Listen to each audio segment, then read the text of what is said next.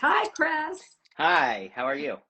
What I do want to ask everybody, because Chris and I were talking about this, is, and then we're going to go into numbers, but we were talking about what is your favorite movie?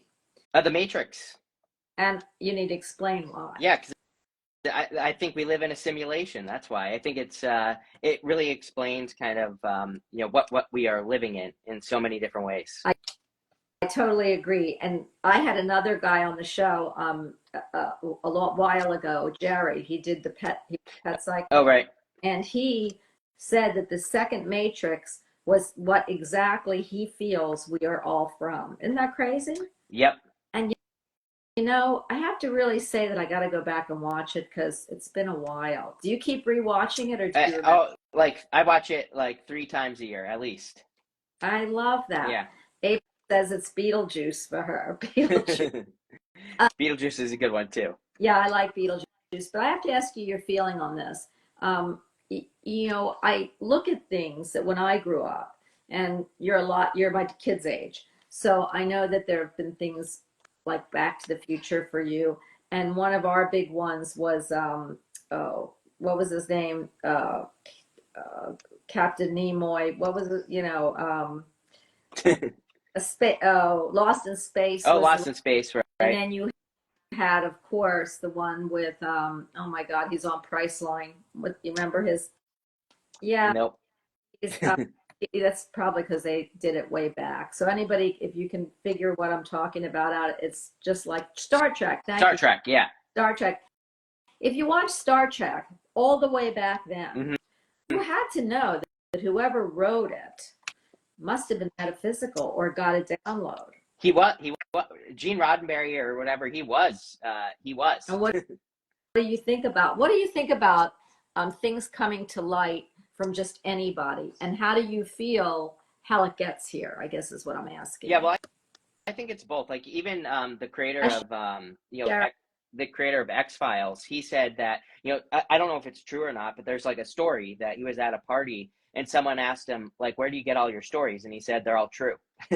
And so, basically, did he work with the government? Did he know people? Did he talk to people? Who knows? But I think the same thing with like Star Trek. He was I think he was into also that religion, Scientology or whatever. Is And I that don't know. is that him? No, it's L. Ron Hubbard is who Yeah. created Scientology. But I think the Star Trek creator. I don't think he was a Scientologist, but I think he was kind of like into some of the ideas or whatever. And so I think a lot of his stuff probably is like downloaded. Do you know what? And I'm not a religious person because I believe that if you're happy in your Right, religion, right. as long as it's peaceful, you're good. But that shows me how power corrupts. So hmm because he probably was pretty well known, and he probably really got downloaded, and he probably had the right idea. But when you take the right idea, he's one of the ones that I think if you take an idea too far, that's what you get. The other one, one of my favorite is Men in Oh, Black. What do you think of right. Black? Yeah, I think that I think a lot of these movies are probably have some sort of truth to them, and so if you believe in predictive programming, they where they put all these things out there to get people used to it. So I definitely think that there might be some truths in that movie as well. Yeah, I absolutely agree with you, which is why I wanted to bring it up. We don't have a whole lot of time to talk on these kind of subjects, but I had a guy, and I was telling you on the show, and I won't go into him. His name, well, I'll go into a little bit of it, but not much. His name was, and I hope he's still living. His name was David Campione, and his dad worked for the FBI in the All 40s, right. and he documented. He was paid to document UFOs and to go investigate them. And Mm-hmm. he sent me his book, and the father that wrote Right. the book.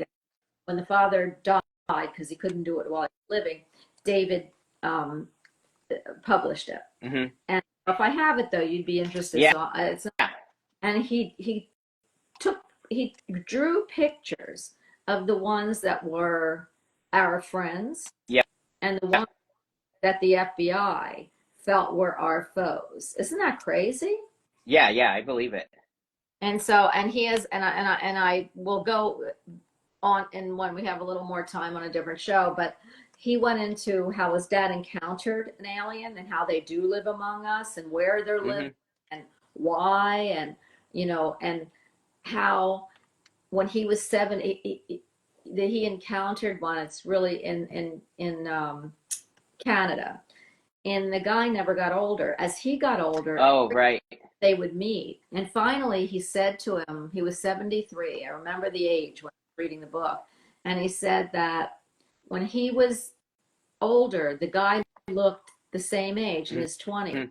And he said, "You're going to die soon." He said, "And it's going to be sad." He said, "I'll see you, but I'll be there when you die." And he gave him the exact time and Wow. what it was going to. Yeah. And he put it in his book. Yeah. He died in his book, but every year he would meet the guy at a restaurant in New York. And that's how I knew that the guy was an alien, because he just, Yeah. isn't that crazy? That is crazy. That is a good one. Do you have any stories like that that that you could pinpoint, or that you feel when you read that were true? Yeah, I mean, the weirdest, I do have one alien experience but it was a dream, but it was like very real. It did seem very real, where an alien was watching me like from the corner of my room. And it was definitely a dream because I woke up after, or at least I think it was a dream. But it was very, very, it seemed very real. And there are definitely people I think that, that exist that we see that are probably aliens. Oh, absolutely. And they're not the ones we call aliens, by the way. Right. But, I know that there are listeners that have told me, and it's really crazy because a lot of them are in Canada, that they had encounters with they call them aliens. I don't like the words aliens. I think I like space people better. Yeah. I don't know. Aliens just give me that creepy thing, and I can't go there because I don't think they're creepy. And I also feel like, how do we think we're the only? Right. Isn't that crazy? Very crazy. Yes. Today we were going to repeat the show that last week, and it was about Buddha and how Buddha feels about numbers. I don't know that we should repeat that show right now, because I feel that that's too new, and I do want to repeat the show. And I told you we'll go into more depth with the wording, but I do love what you said in the last show. Well, I love every word you said, but we were talking about the day of your birth and the numbers and how they correlate. And well, I wanted to correlate with you today on the show for the tarot. And I think it's the major arcana that we're talking about. Yeah.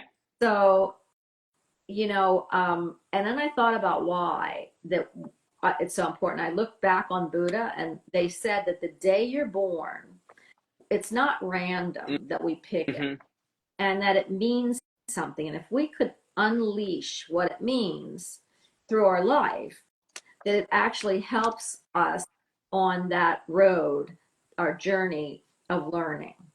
So I think we should go through, let's do the numbers of our birth, and we'll go back in a week or two, maybe in October, actually, or the end of September, on the last number of your birth year, because I think it's too soon to redo. And even though it didn't get set, I don't want people to say, "Oh, you've done that already."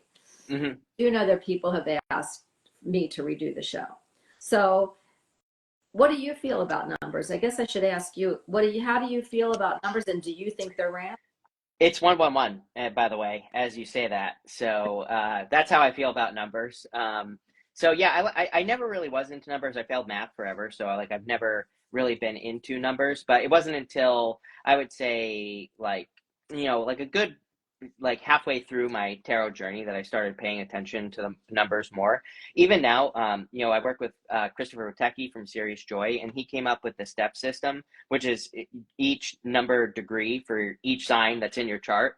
And so even that kind of got me a little bit more interested in the numbers and paying attention to them a little bit more.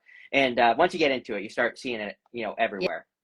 Yeah, you've got all kinds of numbers coming up now. Like somebody will say, "I see 1111," and that's the number, could be of your angels, and they're letting you know that they're with you, and that if you're seeing it a lot, it could be that you have to be reminded of that a lot. So let's do the tarot with your numbers of your day, because Yeah, sure.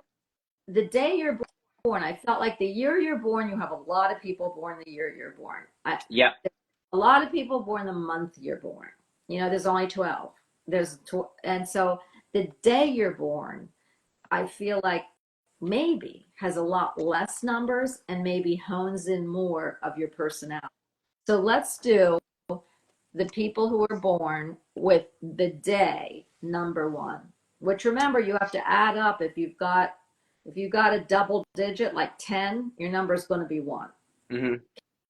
Can you tell us what the number one for birth your day is? Yeah, it's a magician. So for the card, it's card number one. And magician is like the initial creation and creating something or manifesting something on earth. But the number one for birth, if you're adding up like your two birth numbers, I would say that when people are able to, kind of present themselves any way they want to, it's like the first house in astrology, how you are seen by the world. And the magician is very similar because he can reinvent himself. He can be whatever he wants to be. So that's how I see one. I love that. What happened to what do we do with zero? Well, zero is the fool. I do have the fool out. Zero is like the fool is a wild card, and because he is zero, so he's at the very, very, very beginning of his journey. You could also say that the fool technically kind of is card number one in the major arcana, even though it's card zero, obviously, but it is the first card in the major arcana. And so the fool is about being willing to be foolish and, being willing to, I've had a lot of people say they don't like the fool because it's called the fool, but, and because they take the word foolish to mean a bad thing, but there is a difference with the fool. He is willing to look foolish. So he is willing to take a risk that could potentially make him look silly to other people, but he is actually doing things in his life. I always say, like, if you don't take risks, then you're just like everybody else. And the fool wants to set himself apart. So he's willing to look foolish to do something. So there's a big difference between being foolish and doing what the fool does. I love that explanation. He looks foolish anyway. He's Yeah. wearing Yeah. leotard. Yeah. He just doesn't care. It's about being, carefree and not worrying about what anyone thinks. I love that.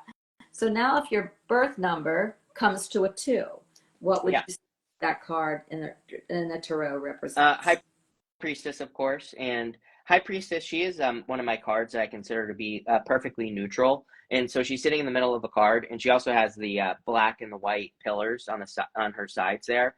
And they represent a lot of different things. They represent the two pillars outside the Temple of Solomon, Boaz and Jachin, and so it can represent a lot. That alone, I could go down a whole rabbit hole with, but they're black and white. She sees the black and the white of every situation that she enters into.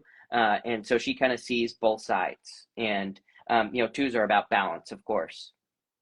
I love that. You said you could go into a lot. Can you go into a little bit of it? Because I can completely forget about that Boaz and that. Yeah, I can't remember exactly what it translates to, but it's something like in God's strength or something like that is what the two words mean outside the temple here. But the thing that I like the most about her is that there are the two pillars, but there's no roof over her head. And so really, a lot of people read her as intuition, which is true, but she's really the card of potential and having unlimited potential. So you think about it, if you're two, like, Pisces is both fish, right? And they're both kind of like fighting against each other. They're up and down. And so when you're a two, you might have two sides where you're pulling against, each side is pulling against itself. But it's only when you find that like balance in between the two that you actually balance out and you can reach your full potential. So that's how I see her. She's a tough card for me to read. Yeah. Mm-hmm. I really love to hear your example and your explanation. I'm going to go more into the tarot, with your class, especially your master class. But she's not easy to read. Yeah. And I have to go on my intuition, which let your intuition be your guide. So I love when I hear that. So how about the number 3, Chris? If you're born with the number 3. Yeah, 3 is Empress, of course, and Empress is ultimate creation.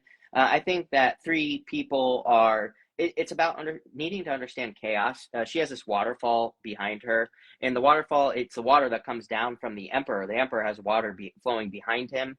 And so, this is a feminine energy. It can represent needing to balance out your masculine.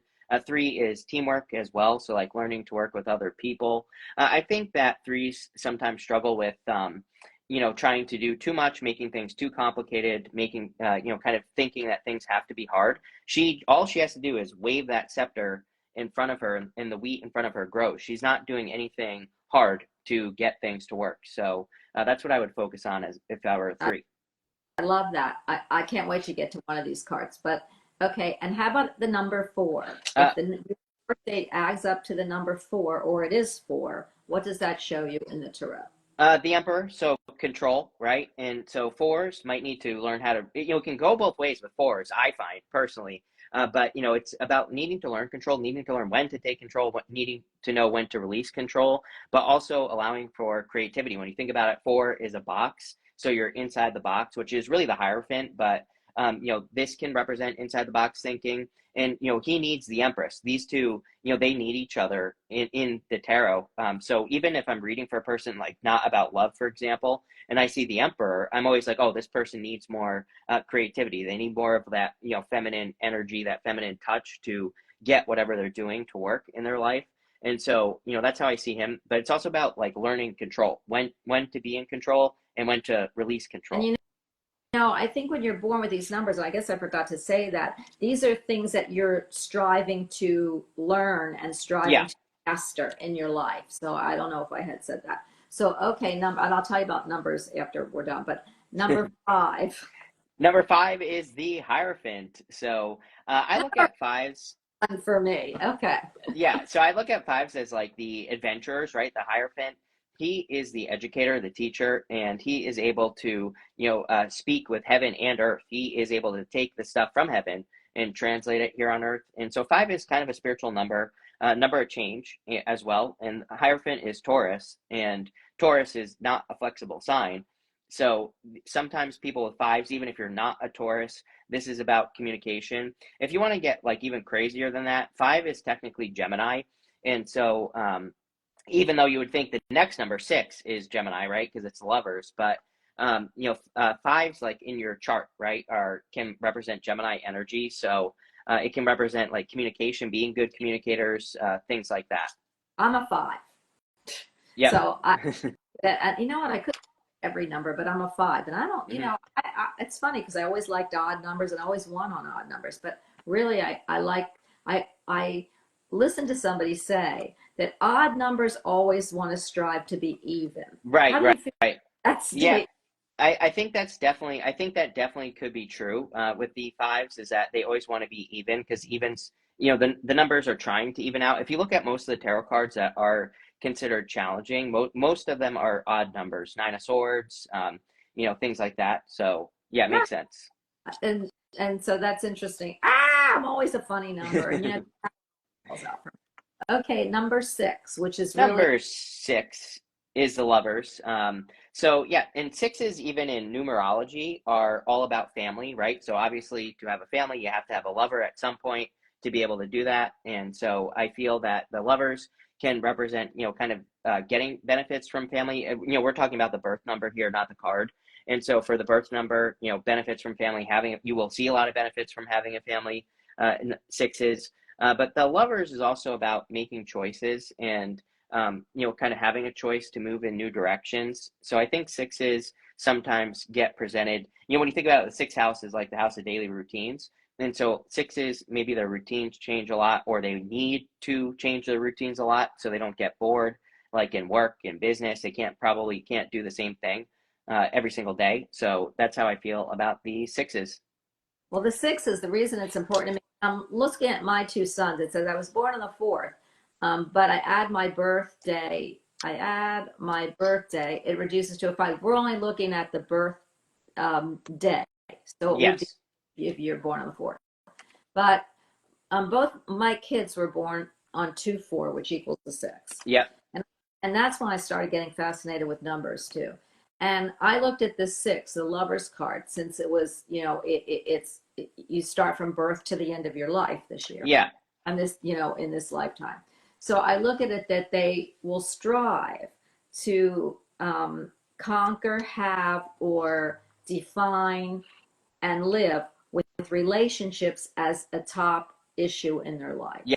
Whether And it doesn't mean challenging. It means that they're just going to deal with relationships. They're going to deal with relationships with families, friends, pets, lovers. And that's the theme that runs through their life this lifetime. So that's Mm. why I love looking at numbers. Okay, number 7.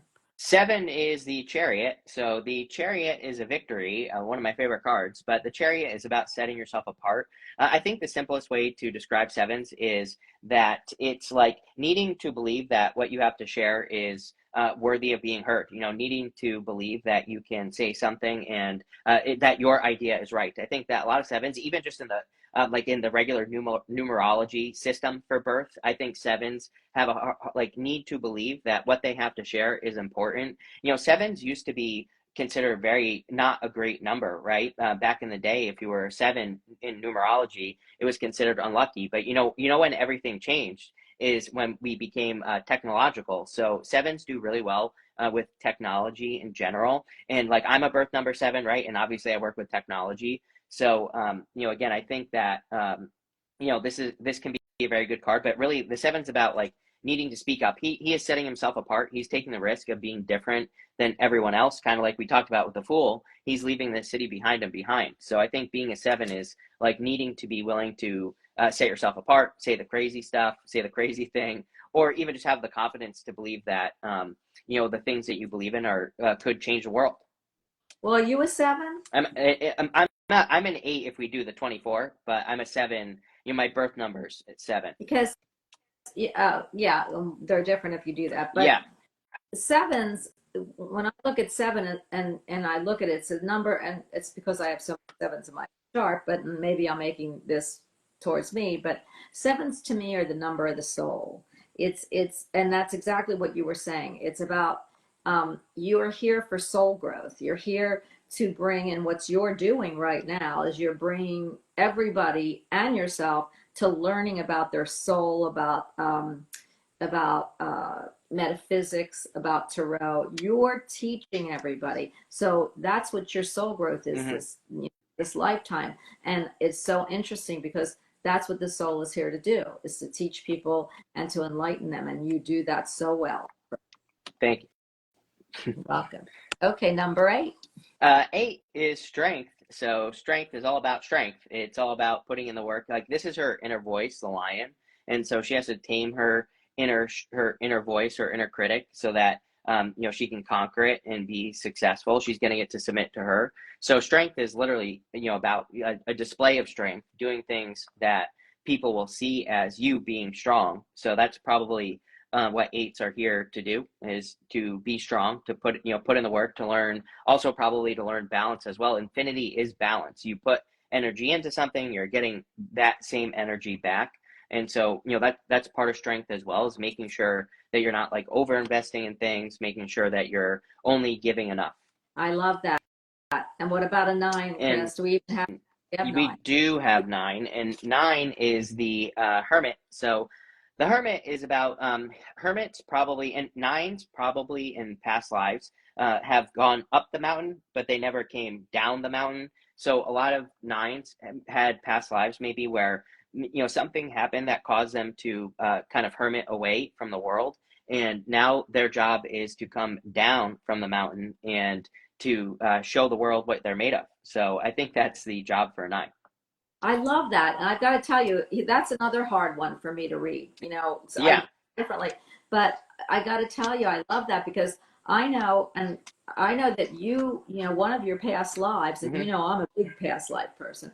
One of your past lives was you coming down that, I guess this lifetime, This lifetime. that I believe that you came to teach us. You came with that your little thing to come teach and enlighten with that star in Hmm. there. You came down this lifetime from that mountain to release the star Hmm. in the cage there. So I totally can relate to that. And so that's why I said everybody could be a number, but that to me, Chris, is definitely one of your past lives. So now, what about number 10? And 10, I don't know where I put that deck, but is the Wheel of Fortune or wherever it is. And sorry, I just dropped the deck, but it's the Wheel of Fortune. And so the Wheel of Fortune is all about fortune's turning in your favor. Wheel of Fortune is also about learning how to double down on the good stuff and how to get rid of the bad stuff. Wheel of Fortune, you're always spinning, but you want to live at the center of the wheel, because when you live at the center of the wheel, you can see good things and bad things as they come. And so if you, double down on the good stuff and avoid the bad stuff, obviously, you're going to be more successful. Why does the wheel, pick the wheel up for a minute? Why does the wheel have all those, that what it has, the sign of Scorpio, the sign of Leo, the sign of, are they all the fixed signs, or what are they? Yeah, these are all the fixed signs on the card. And so they all represent like learning from those signs. They all have a book in their hand. And so we learn, even if you don't have, people say to me all the time, I don't have Aquarius in my sign, or I don't have Scorpio in my sign, but we always have planets at some point in our lifetime transiting through those signs. So we have learned something from each one of those signs. Even if we don't have that in our birth chart, it's always aspecting something that is in your chart. So it just represents learning from those four signs, learning from the energies of those four signs. Because that's always just got me too. But see, that's why I love the cards, because I love how you do them, and I learn all the time when you're playing them, and even reading. Now, I think the letter has to be 11, because we don't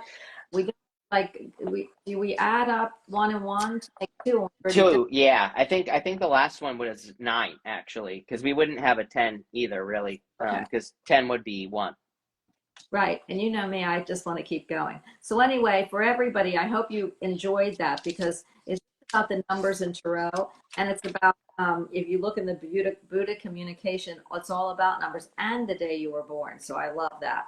Now, Chris, we didn't talk about astrology this week. Right.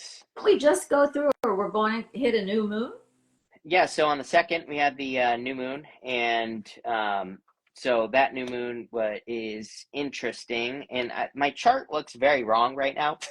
I'm looking at this, I'm like, this is not today's chart, but so new moon in Virgo, and this new moon is very interesting. Happened almost at exactly the same time that Pluto went back to 29 degrees in in Capricorn, so earth signs, and it's not trining, the moon won't trine Pluto till later. Like again, my chart looks wrong, so I'm not sure. Don't quote me on this, but later, maybe today or tomorrow, or very early tomorrow morning or something.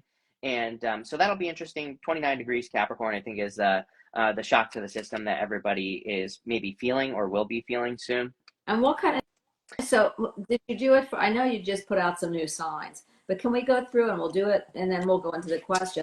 Can we do the astrology for Aries, and we'll do that, or do you want to go into the question? I'll leave this up to you. Yeah, either way is fine for me. Do you want to do cards for all 12? Yes, please. Yeah. I've got to tell everybody, I'm creating a deck, and I've told you this. I'm just in the beginning, so I might pull a few cards from the deck that I'm creating, and then I'll let you know. You can tell me if you like it or you don't. So let's do Aries. Start with Aries. Aries, you have the moon. So Aries, you have to keep going no matter what. The moon is about not getting distracted on your journey. I feel like saying to Aries that, like, whatever your idea is right now for your life is good, but just don't get distracted is what I feel, especially today, and especially, until like November. So, really for the next, however many months that is. So funny, because I'm using the deck that I created, and what I read was that I haven't put pictures on it yet. It says, caution, Aries, look before you leap. So you make sure that what you're looking at and what you want to do, you have some grounding for, because Aries is a fire sign. So just be careful what you're doing before you do it, because you might have some surprises that might. Yeah. Okay. Taurus.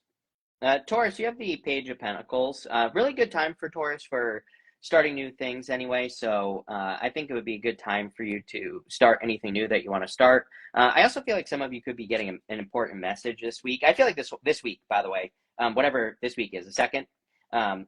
So I feel like there could be an important message coming in for Taurus. I love that. In Taurus, I picked financial healing, which is really nice. So that means something financially will come through.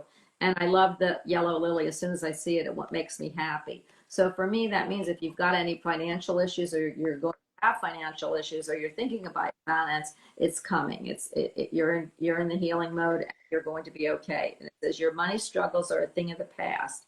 I don't know that they're a thing of the past for everyone, but it's good if you're thinking about money. Be open to all aware to receive and to give and receive, because I think that's sometimes hard for a lot of people. So I have a feeling if you're looking for a job, or you're looking for your finances to get better, they're on their way. Gemini, you have the Knight of Wands. Gemini, you have Mars leaving your sign, I think, tomorrow. And so, it would be a great time for you to take action. Mars has been in your first house. And so first house for Mars is pretty good, but it's even better in your second house. So it would be a great time for you to take action on anything financial, or even anything you value. I would be focusing on your values, and, going on an adventure with those things. You could be, doing anything. The list goes on and on there. I love that. And this is let go of anxiety. So I love that things are going out of your house, that things are coming and getting better for you. So just let go of whatever you're thinking about that's causing anxiety, because things are getting better. Mm-hmm. Cancer, you have the 10 of Cups, very Cancer of you. So this is happy home, happy family, very Cancer card. And I feel there is a lot of happiness coming in for you. I would focus on the happiness. Also, could be love for you, Cancer. So if you want love, this is also very positive. But I think it could just be a good week for you. You have Mars in your sign. It'll make you feel more energetic, more like you want to go and get things done. So that's going to be great. Maybe that's why I went and did retail therapy. Okay, this is from my deck. Where there is milk and honey, prosperity follows. Oh, there you go. This is if that's 10 of Cups, crazy. This is the card of milk and honey. So yeah, isn't that crazy? Maybe I should print these decks. I still have good. I still have another. I think I've got half of them done. So yeah. Okay, so go ahead. Now we have Leo. Leo, you have the Six of Swords. Leo is going through major changes, I believe, just in general in their lives. So you have like all this energy is like slowly creeping into your 12th house. Mars will be there next year. Jupiter will be there. And so, it's like you have all this energy. Like 12th house can sometimes represent death. And I feel like Leo is undergoing these transitions or big changes in their life. I feel like Leo needs to realize the changes they're about to make are better than where they're coming from. So don't worry, Leo, is what I keep saying to Leo. And this is stand by your commitment, Leo. Usually you do. Leos are pretty good at standing by your commitment. So there might be something coming up this week that you need to say, you're thinking about blowing off. Don't do it. Stand by your commitment. Yeah. Virgo, you have the Queen of Wands, which is good.